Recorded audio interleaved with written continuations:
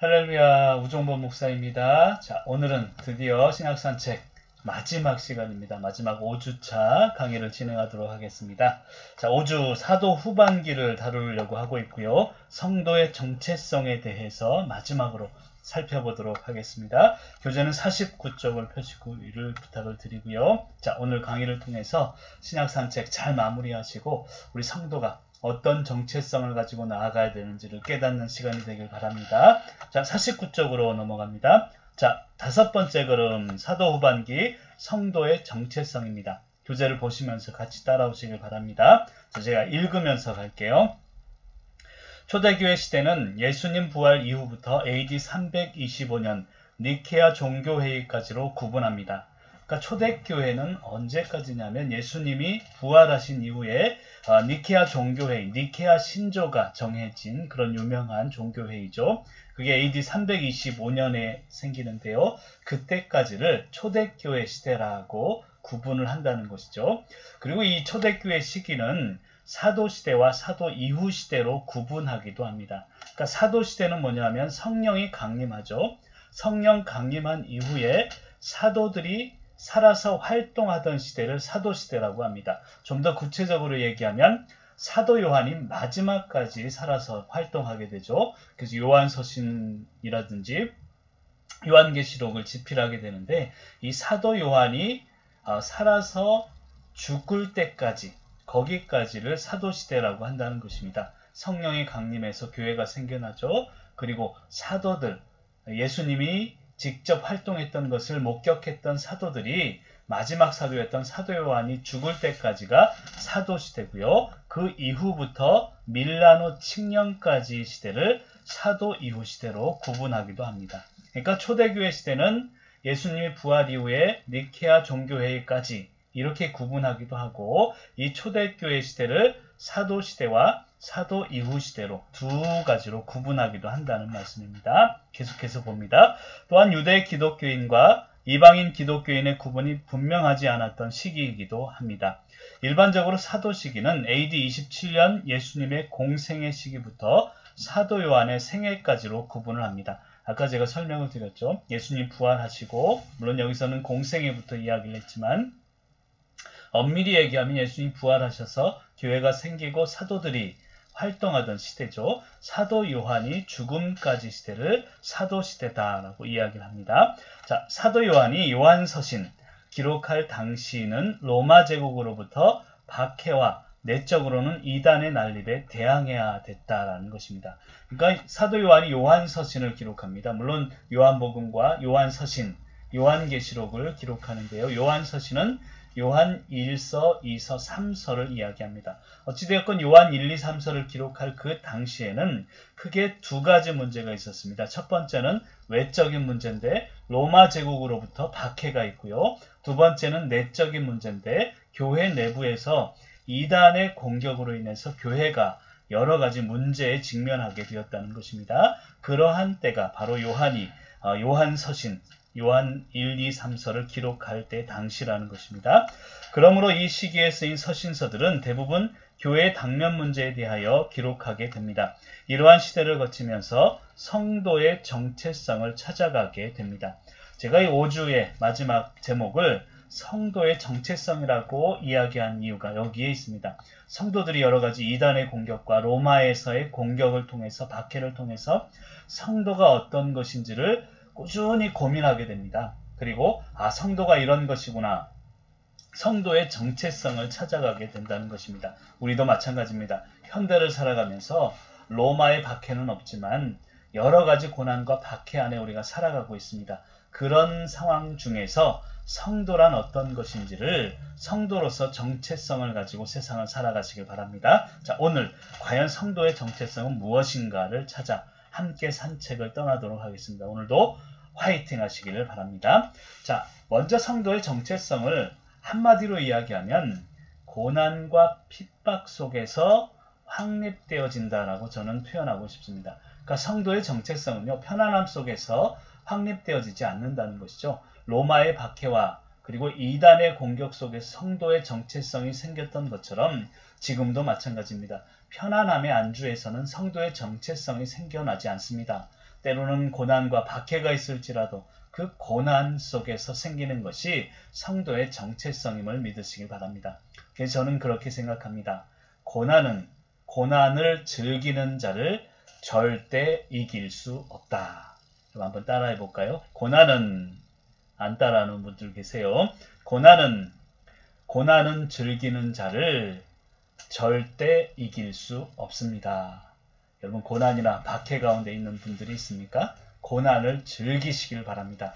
그것이 성도의 정체성이기 때문입니다. 자, 그것을 딱 머릿속에 딱 염두에 두고, 자, 이 요한 1, 2, 3서를 쭉 살펴보도록 하겠습니다. 자, 이 마지막 5번째 걸음은요,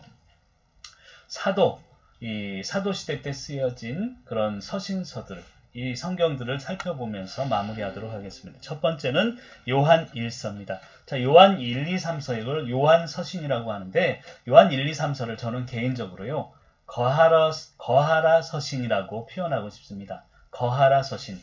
왜 그런가 하면 요한 1서는 한마디로 사랑 안에 거하라를 주제로 삼고 있고, 요한 2서는 진리 안에 거하라는 것입니다. 그러니까 이단들이 난립하다 보니까 진리 안에 거하면 이단을 내쫓을 수 있다는 것이죠. 요한 3서는 교제 안에 거하라. 그러니까 진실된 성도의 교제 안에 거할 때 이단을 물리치고 성도의 정체성을 찾아갈 수 있습니다. 그래서 첫 번째 요한 1서 거하라 서신 중에 사랑 안에 거하라. 행함과 진실함으로 사랑하라는 것이죠. 요한 1서는 일명 사랑의 편지 또는 진리의 편지라고 불립니다. 사랑에 관한 말과 사상이 담겨져 있고요. 사랑이 마음이 식어질 때 읽으면 참으로 도움이 되는 그런 서신입니다. 요한 1서의 주제와 기록 목적이 있는데요. 요한 1서의 주제는 첫 번째는 하나님과의 사귐이 있습니다. 아무리 우리가 사랑 안에 거해도 하나님과의 사귐이 없으면 무의미하다는 것이죠. 그래서 첫 번째는 하나님과의 사귐을 주제로 삼고 있고요. 두 번째는 복음의 확신에 거하라는 것입니다. 거짓 교사들에게 미혹되지 말라는 것입니다. 아까 제가 얘기했지만 당시 두 가지 큰 박해는 첫 번째 외적인 박해, 로마의 박해고요. 두 번째는 내부적인 박해, 이단으로 인해서 교회에 여러 가지 어려움들이 있습니다. 이런 거짓 교사들에게 미혹되지 말라는 것이죠. 그 중에 대표적인 이단이 영지주의라는 이단이 있었습니다. 좀 이따가 설명하기로 하고요. 이런 거짓 교사들에게 미혹되지 말라는 것이 요한 1서의 주제입니다. 세 번째 주제는 다른 사람과의 관계와 성도의 삶에 있어서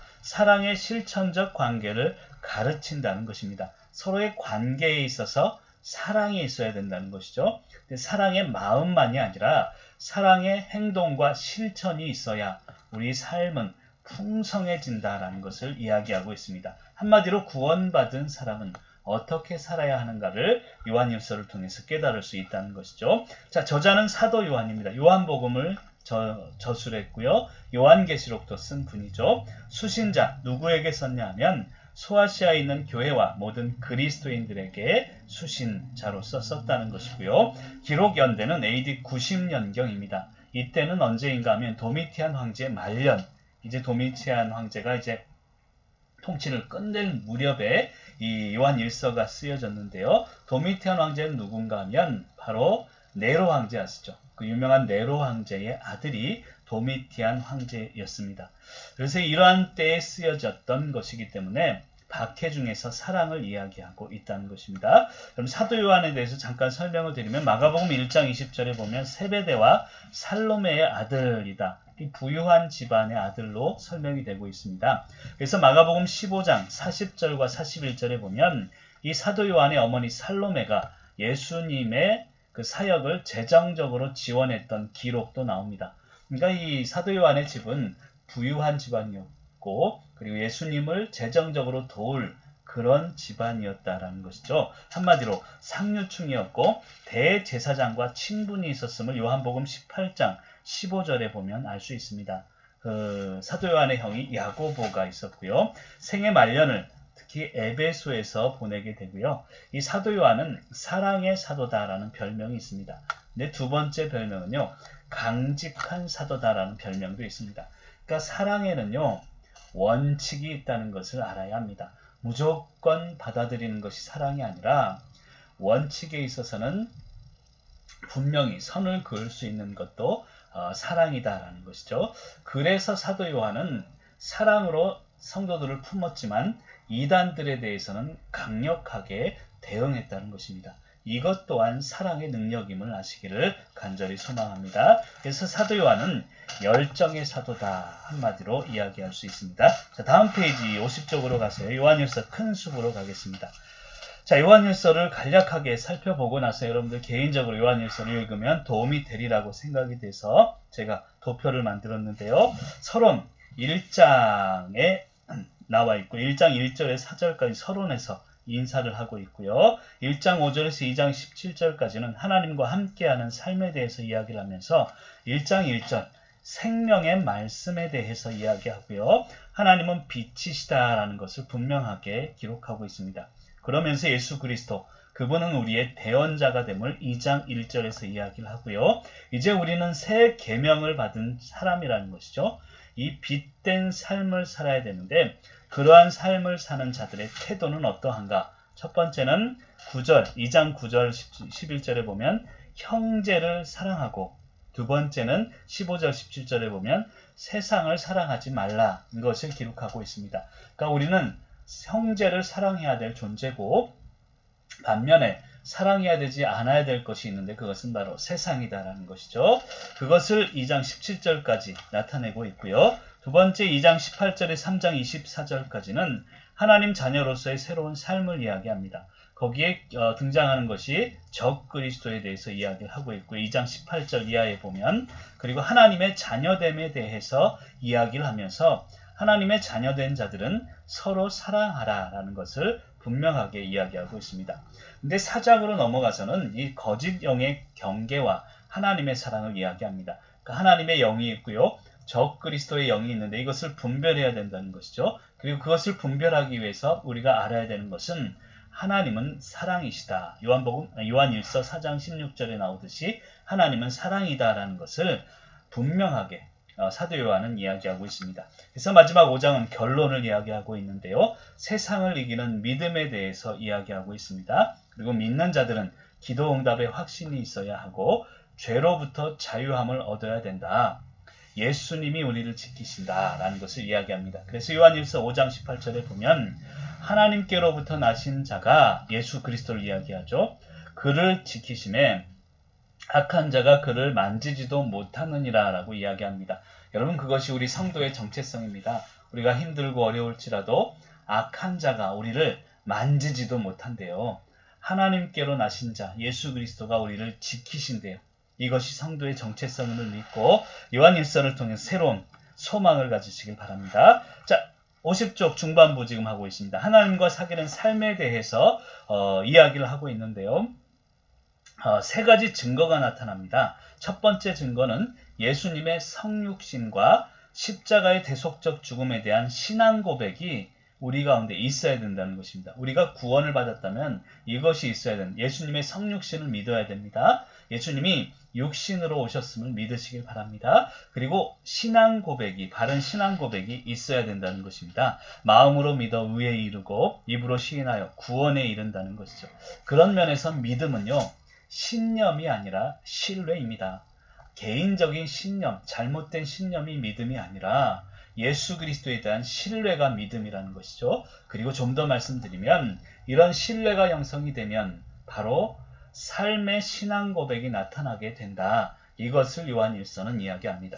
그리고 두 번째는 이 예수님, 하나님과 사귀는 삶에 나타나는 두 번째 증거는 하나님과 예수님이 우리를 사랑하시듯 형제를 사랑으로 사랑하게 된다는 것입니다.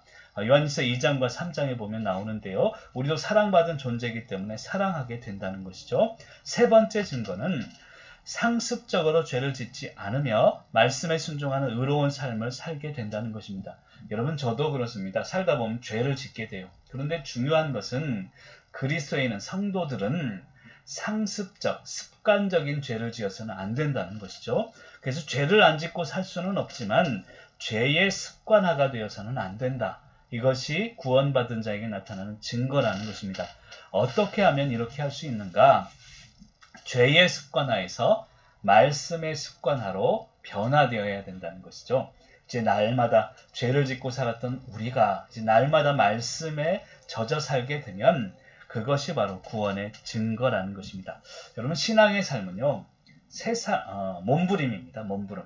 그런데 세상을 향한 몸부림이 아니라 하나님을 향한 처절한 몸부림이 신앙의 삶임을 깨달으시기를 바랍니다.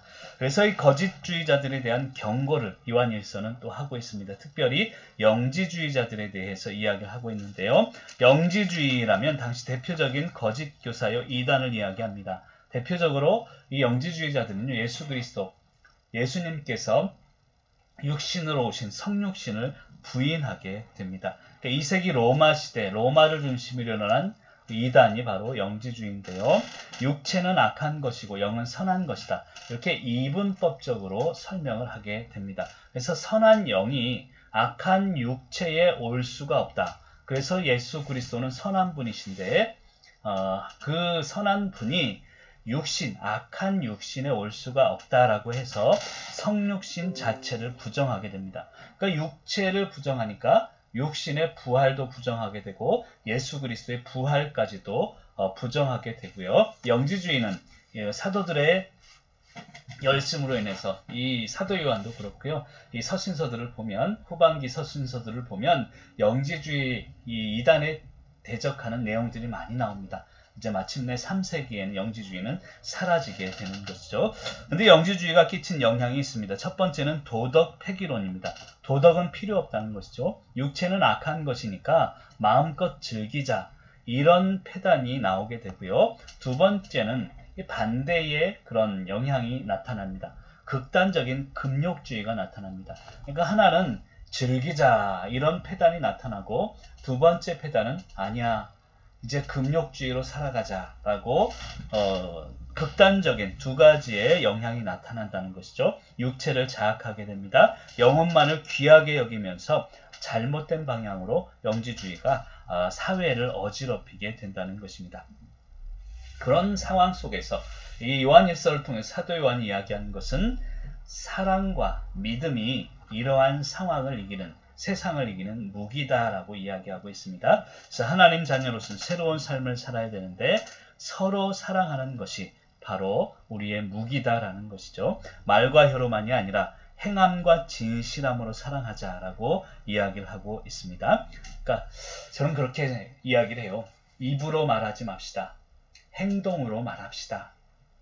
이게 우리의 사랑의 표현이 되기를 바랍니다. 자, 우리가 사랑하고 서로 사랑하다 보면 51쪽으로 넘어가서 이로써 우리가 빛과 생명에 속하였다는 것을 나도 알게 되고 남도 알게 된다는 것이죠. 결론적으로 요한일서의 결론은 예수 그리스도께서 그리스도인임을 믿는 자마다 하나님께로부터 난 자이고, 하나님께로 우리가 났다면 세상을 이기는 믿음과 사랑을 가져야 한다. 이것이 결론이라고 할 수 있습니다. 아까도 이야기했지만 요한일서 5장 18절에 보면 하나님께로 나신 자가 그를 지키심에 악한 자가 그를 만지지도 못하리라. 악한 세상의 것들이 우리를 만지지도 못합니다. 기죽지 마시길 바랍니다. 담대해서 서로 사랑하는 그런 삶을 사시기를 바랍니다. 자, 두 번째는 요한이서입니다. 요한이서는 아까 거하라 서신 중에 두 번째 서신인데 진리 안에 거하라. 왜 진리를 이야기했냐면 아까 얘기했던 영지주의자들, 거짓주의자들, 미혹해하는 자들에 대해서 경계하라라고 설명하면서 그 방법, 이 사람들을 물리치는 방법은 진리 안에 거하는 것이다. 아까 요한일서는 사랑 안에 거하는 것이다. 근데 요한일서는 진리 안에 거하는 것이다. 이것을 설명하고 있다는 것이죠. 51절 교재를 보시면 제가 읽으면서 같이 따라오시길 바랍니다. 자, 예수님 승천 이후 예수님을 직접 목격하였던 사람들이 다 죽었다는 거예요. 사도 요한 빼고 다 죽었습니다. 남아있는 사람들, 예수님을 보지는 못했지만 그 가르침을 믿는 사람들, 제자들이 교회를 돌봐야 할 입장이 되었습니다. 직접적인 증인들이 죽자 거짓 교사들이 교회에 들어와서 잘못된 교회를 가르치기 시작하였고, 이러한 거짓 교사들을 경고하며 진리를 바로 알기 위해서 요한이서가 쓰여졌다는 것입니다. 그래서 요한이서는 주제가 진리 안에 거하라는 것입니다. 그 주 내용은 무엇이냐면 교회와 집에 이단을 드리는 것에 대해 성도들에게 경고하는 편지입니다. 그러니까 한마디로 가짜를 경계하라는 것입니다. 가짜에 대해서는 단호하라는 것입니다. 여러분 이단은요. 좀 이상하다 싶으면 멀리하는 게 비결입니다. 여러분 계란이 있는데요. 아니 우유가 있는데 우유로 비유합시다. 조금 먹다 보면 냄새가 나고 좀 이상해요. 좀 이게 상한 것 같아요. 그럼 먹습니까? 아니죠. 상하다 싶으면 버려야 되는 게 우유예요. 그걸 먹으면 탈납니다. 이단도 마찬가지예요. 조금 이상하다 싶으면 멀리하는 것입니다. 그래서 요한 2서 1장 10절 11절에 보면 집에도 드리지 말고 인사도 하지 마라. 그에게 인사하는 자는 그 악한 일에 참여하는 자다. 라고 표현하고 있습니다. 사회가 혼란할수록 어려울수록 그 틈을 타는 게 이단들입니다. 이상하면 멀리합시다. 그것을 깨달으시길 바라고요. 자, 요한이서는 저자가 사도 요한, 요한복음, 요한계시록 동일한 저자입니다. 주제는 진리 안에 거하라 라는 것이죠. AD 90년경 마찬가지로 요한일서와 비슷한 시기에 쓰여졌고요. 특징이 있는데 개인적인 성향이 많이 드러난 서신이라고 알려져 있고요. 거짓 교사들, 특별히 영지주의자들에 대한 경고를 하고 있다는 것입니다. 여러분 그래서 우리가 성도의 방향성, 정체성을 뭐냐면 복음의 순수성을 지키는 것입니다. 물들지 않는 것이 성도의 정체성임을 믿으시길 바랍니다. 자, 요한 2서 큰 숲을 보겠습니다. 자, 하나님 말씀 안에서 거함, 거짓 교사를 증거할 것, 이 두 가지에 대해서 이야기를 하고 있고요. 첫 번째 1절에서 3절까지는 인사를 하고 있고 4절에서 6절까지는 진리와 사랑 안에서 행해라, 실천하라는 것을 이야기하고 있고요. 7절에서 마지막까지 보면 거짓 교사들을 경고하면서 가짜를 경계하고 진리를 사수할 것을 이야기하고 있습니다. 그래서 가짜를 경계하라는 것이죠. 조금 이상하면 멀리하라는 것입니다. 거짓 성도나 거짓 교사 이단을 분별하고 말씀과 진리 안에서 계속 자라나라. 이 복음의 순수성을 지킬 것을 요한일서는 이야기하고 있습니다. 자, 다음 페이지로 넘어가서요. 52쪽입니다. 요한 3서 거하라 서신 중에 세 번째. 뭐 안에 거하라? 교제 안에. 진실된 성도의 교제 안에 거하라. 그것이 바로 이단을 이겨가는 방법임을 이야기하고 있습니다. 선을 행하는 자는 하나님께 속한 자임을 이야기하고 있고요. 자, 요한 3서는 신약에서 가장 간단하게 쓰여진 서신으로 알려져 있습니다. 그러니까 사도 요한이 나이가 들어요. 기력이 점점점 쇠약해집니다. 동역자들, 이제 나는 죽을 텐데 그것을 느낀 것이죠. 동역자들을 세워서 교회들을 돌아보고 가르치게 할 필요를 느끼게 됩니다. 그래서 그리스도인의 형제들을 강조하면서 서로 교제하고 격려하고 하기 위해서 사도 요한이 쓴 글이 요한 3서입니다. 저자는 역시 사도 요한이고요. 서신자는 가이오 장로입니다. AD 90년경에 기록이 되어 있고요. 요한 1서와 같이 진리를 강조합니다. 사랑을 권면하면서 이단을 경계하며 서로 교제하도록 격려하는 것이 주 내용입니다. 자, 큰 숲을 보겠습니다. 자, 서두에 인사가 나오고요. 그러면서 가이오라는 사람을 등장을 시킵니다. 그래서 가이오에 대한 칭찬을 하게 되는데 3절에서 8절까지 보면 가이오는 진리 안에서 행한 자고 나그네진 자들, 순회 전도자들을 영접한 그런 장로임을 설명을 하고 있는데 9절에서 11절에 보면 또 다른 사람이 등장을 합니다. 그 사람이 디오드레베라는 사람인데 이 사람은 가이오하고 반대의 삶을 살았죠. 비방하고 악한 짓을 하게 된다는 것입니다. 그래서 디오드레베에 대한 책망이 나와 있고요. 마지막에 인사로 끝납니다. 데메드리오를 추천하면서 서로 격려할 것을 이야기하고 있습니다. 여기서 우리가 좀 짚고 넘어가야 될 것이 있는데요. 이 가이오와 디오드레베는 같은 교회를 섬기는 지도자였습니다. 그런데 제가 교재 52쪽 중간에 보면 가이오에 대해서는 헌신의 가이오와 디오드레베에 대해서는 으뜸이 되기를 좋아한 디오드레베라고 제가 설명을 했습니다. 이 두 사람이 같은 교회를 섬겼다는 거예요. 근데 가이오는 헌신했고 디오드레베는 으뜸이 되고자 하는 그런 교만한 사람이었다는 것을 이야기하고 있습니다. 가이오에 대해서는 사도행전 19장 29절 한번 찾아보세요. 나중에 로마서 16장 23절, 고린도 전서 1장 14절에 나오는데 물론 신학자마다 동일 인물이다 아니다 논란이 있기는 합니다만 거기에 등장을 합니다. 사도 요한이 여행하고 있는 동안에 요한과 순회 전도자를 환대하고 영접했던 사람입니다. 신실함과 진리 안에 생하고 있음을 사도 요한이 칭찬한 사람이죠. 이런 분들이 교회 안에 넘쳐나야 된다는 것입니다.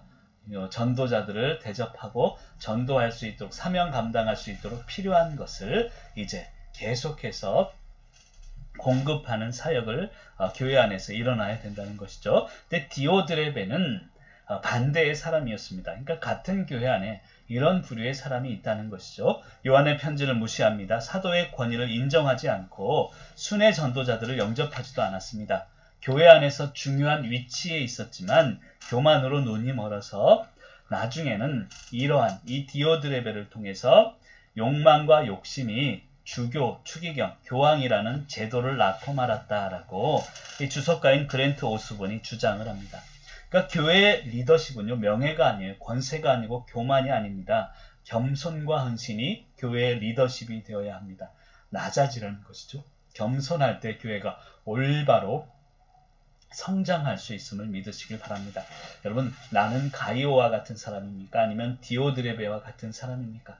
잠깐 동영상을 멈추고 한번 나 자신을 체크해 보시는 시간을 갖는 것도 좋으리라고 생각이 들어집니다. 자, 요한 1, 2, 3서를 이렇게 정리를 하고요. 요한 1, 2, 3서는 거하라 서신이다 말씀드렸죠. 1서는 사랑 안에 거하라. 요한 2서는 진리 안에 거하라. 요한 3서는 교제 안에 거하라. 그러면 이단도 다 물리칠 수 있고 성도의 정체성을 찾아갈 수 있다는 것입니다. 자, 그 다음에 52쪽 밑쪽에 유다서로 넘어가겠습니다. 유다서는 한마디로 예수 그리스도의 긍휼을 기다리라 라고 할 수 있고요.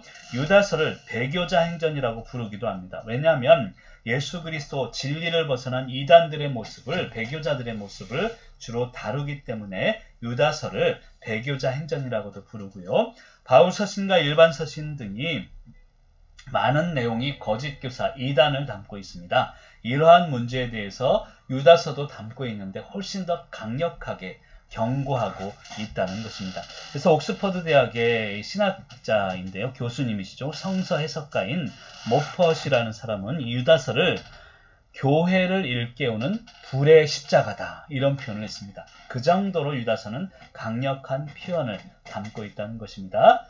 일반 서신, 또 요한서신도 그렇지만 많은 부분들이 이단을 경고하지만 유다서는 특별히 경고하고 있다는 것이죠. 자, 53쪽으로 넘어가겠습니다. 자, 유다서 저자는 유다입니다. 유다는 누군가 하면 예수님의 친동생이었고요. 야고보의 형제라는 것입니다. 그 야고보는 누군가 하면 예루살렘 교회의 그 당시에 수장이었습니다. 예루살렘 교회의 담임 목사라고 할 수 있는 사람이었죠. 그 야고보의 형제가 유다인데 유다서를 이제 기록하게 되었다는 것이죠. 수신자 누구에게 썼냐 하면 부르심을 받은 자, 좀 더 구체적으로 얘기하면 첫 번째로는 팔레스타인 유대인 교회에게 썼고요. 두 번째는 소아시아 교회와 디아스포라 유대인들을 상대로 쓴 서신서가 유다서입니다. 그러니까 당시 이단들이 횡행하니까 이단을 접하는 모든 사람들에게 썼다라고 표현하면 되겠습니다. 기록 연대는 AD 70년에서 80년, 70년 이전으로 보는 학자도 있고요. 그러니까 요한 서신보다 이전에 쓰여진 것이 유다서입니다. 특징이 있는데요. 이단을 경계하면서 믿음의 반석 위에 굳게 서야 함을 강조하고 있습니다. 그러니까 사도들의 가르침이 있었습니다. 그 가르침이 이단들로 인해서 흔들흔들하게 되니까 사도들의 가르침을 지켜라. 예수 그리스도의 순수한 복음을 위해 싸워라. 이것을 유다서는 이야기하고 있고요. 믿음의 실천이 있어야 신앙도 성숙해진다라는 것을 강조하고 있습니다. 여러분, 신앙은요, 믿는 것으로만 끝나서는 안 됩니다. 믿는 것이 중요하죠. 근데 믿는 것으로만 끝나서는 안 되고 내가 믿었으면 신앙의 실천이 있어야 믿음이 성숙해진다는 것입니다. 이것을 신학적 용어로는 성화라고 하는데요. 믿기만 해서는 안 된다는 것이죠. 구원에 이르는 과정은 성화의 과정이 반드시 포함되어야 되는데 믿음의 실천을 통해서 믿음의 성숙을 이루어가라 라는 것을 유다서는 또한 이야기하고 있습니다. 자, 유다서 큰숲 53쪽 중반부에 있습니다.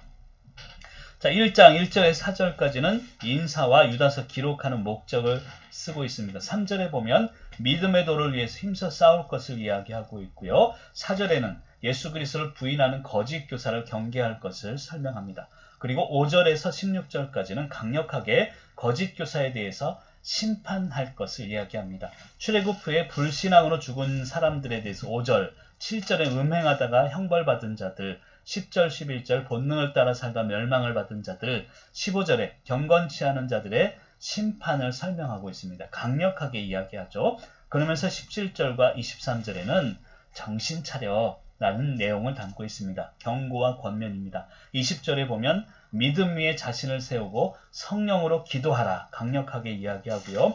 21절, 23절까지 보면 그리스도의 긍휼을 기다리며 불신자들을 불쌍히 여기며 구원할 것을 명령하면서 마지막 24절, 25절은 인사말로 마무리를 짓고 있습니다. 근데 유다서를 읽다 보면 이 사단의 기원을 소개하는 내용이 좀 나오는데요. 나중에 한번 찾아보세요. 유다서 1장 6절에 보면 자기 처소를 떠난 천사들, 이 사단의 기원을 이야기하고요. 유다서 1장 9절에 보면 모세 시체에 관해서 천사장 미가엘과 마귀의 싸움이 언급됩니다. 그러면서 사단과 천사들이 싸우는 내용도 나오는데요. 그냥 참고로 한번 알아두시면 좋겠습니다. 자, 히브리서 다섯 번째, 히브리서에서는 히브리서 11장 믿음장이 나오죠. 믿음이란 무엇인가라고 할 수 있고요. 히브리서는 신약의 레위기라고 불리기도 합니다. 그래서 구약과 신약의 연결고리라고 말할 수 있고요. 옛 약속과 새 약속의 관계성에 대해서 구약적인 해석을 제공합니다. 이게 신약에 기록이 되어 있지만 구약적인 해석을 제공한다는 게 참 재미있는 그런 히브리서에서 발견할 수 있는 재미있는 점이라고 할 수 있습니다. 예수 그리스도의 성육신 사건, 아까도 얘기했던 영지주의자들이 자꾸 이야기를 하니까 성육신 사건을 강조하면서 그분의 대속적인 죽음을 대제사장직과 연결하면서 설명하고 있습니다. 그래서 로마서와 히브리서를 잘 꼼꼼히 정리하면 기독교의 핵심 교리가 나온다라고 이야기할 정도로 교리적인 면에서도 중요한 그런 성경이라고 할 수 있습니다. 자, 이 히브리서에 쓴 목적이 있는데요. 유대인 그리스도인들, 즉 유대인이었는데 예수님을 믿은 사람들 중에서 시간이 지나다 보니까 이 성경적인 진리가 부족하게 돼요. 성경 지식이나 어떤 교리가 부족하게 됩니다. 그래서 아예 별거 없네. 다시 나는 유대교로 돌아가야지라고 하는 사람들이 생겨나게 됩니다. 그래서 이 히브리서를 쓴 목적은 이러한 교리적으로 보충하고 이 사람들이 분명하게 예수 그리스도, 이 기독교에 대해서 자리 잡기 위해서 쓴 글이라고 할 수 있습니다. 특별히 그 당시에 로마의 박해가 있었거든요. 그래서 로마의 박해까지 겹치다 보니까 이 교리가 부족한 사람들은 다시 유대교로 돌아가려는 움직임이 생기게 되는데 그것을 위해서 쓴 글이 바로 히브리서라고 할 수 있습니다. 아까도 설명드렸지만 그래서 로마서와 히브리서를 잘 정리하면 기독교의 핵심 교리라고 할 수 있다는 것이죠. 그래서 히브리서에 두 가지 질문과 한 가지 선언이 있는데요. 두 가지 질문은 뭐냐면 첫 번째로 구약의 옛 언약과 신약의 새 언약이 어떤 관계가 있는가? 한마디로 설명드리면 예수 그리스도를 통해서 옛 언약과 새로운 언약이 연결되고 완성이 되었다는 것이죠. 그리고 두 번째는 왜 신약시대에는 구약시대의 피해 제사를 드리지 않는가? 이 질문이 있다는 것이죠. 그 당시에 구약시대를 거치면서 예수님을 거쳐 신약시대로 들어오면서 아직도 구약 제사적인 관습들이 남아있었습니다. 그런데 예수 그리스도를 믿고 난 이후에는 구약 제사를 드리지 않는데 왜 드리지 않는가?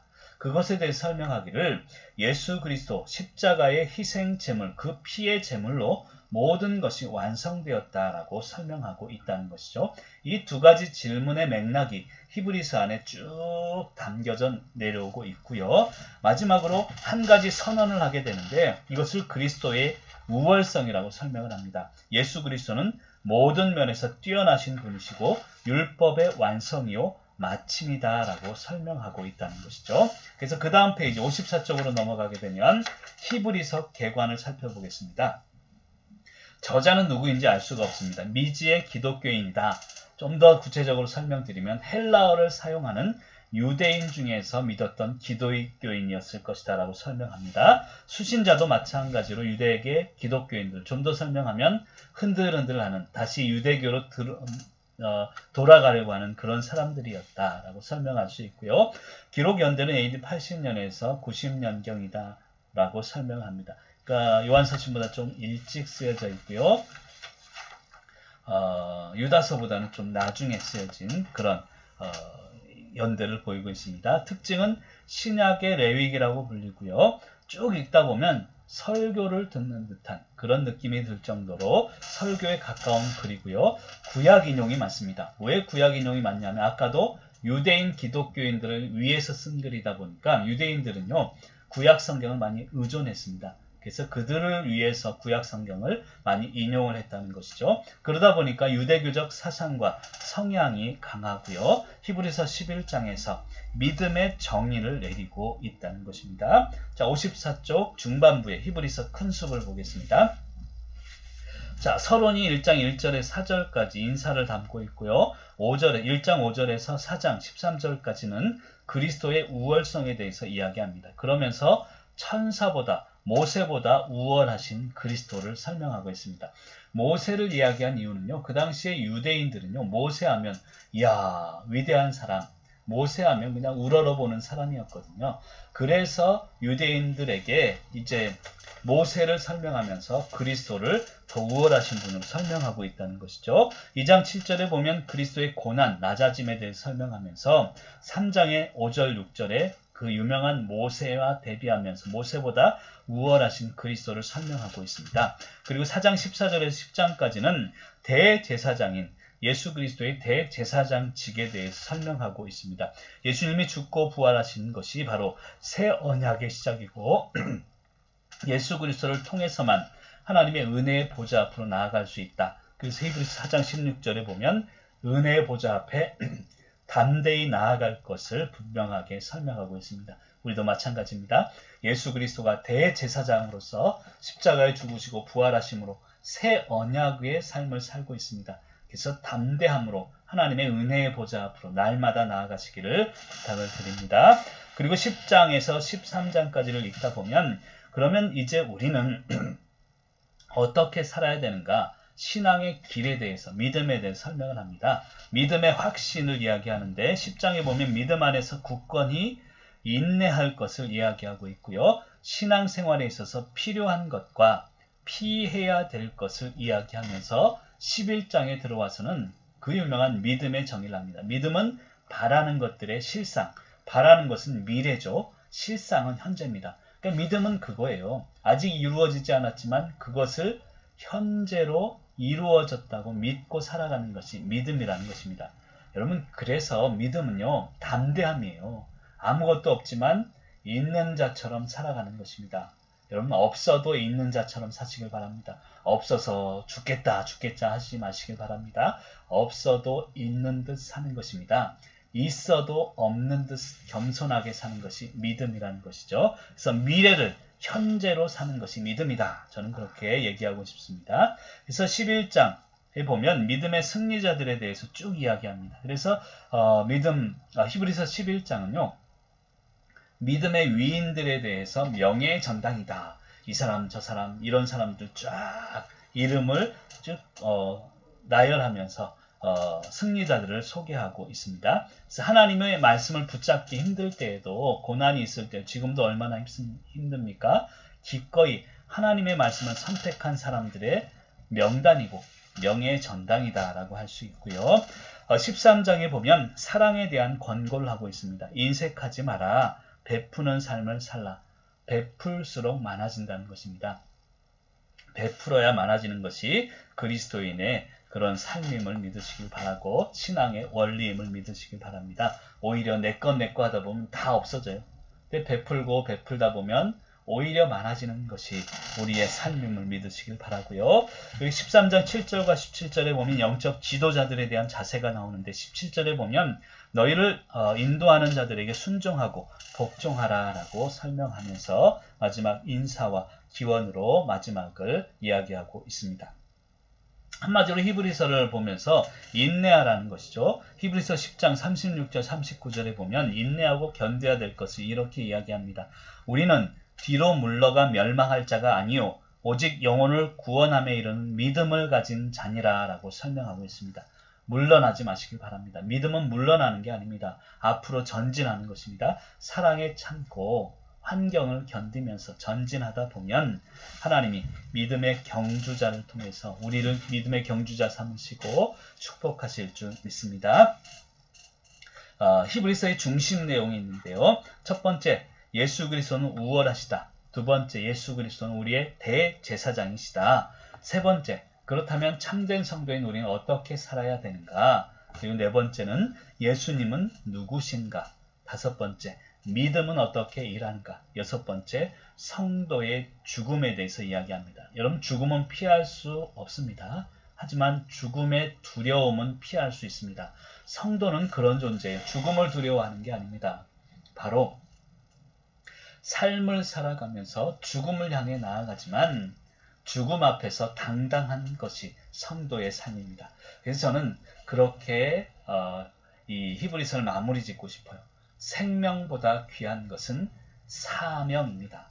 여러분, 생명은 끝이 납니다. 저도 언젠가는 죽겠지만 제가 받은 사명은 누군가에게로 이어질 것입니다. 그래서 생명보다 귀한 것이 사명이에요. 생명은 언젠가 끝이 나지만 사명은 끝이 나지 않습니다. 영원히 이어질 것이기 때문입니다. 그것을 히브리서를 통해서 깨달으시고 성도의 정체성이다라는 것을 믿으시기를 바랍니다. 자, 마지막으로 요한계시록은 좀 이따가 잠깐 쉬고 마무리하도록 하겠습니다. 물 한잔 하시고 커피 한잔 하시고 이따가 뵙겠습니다.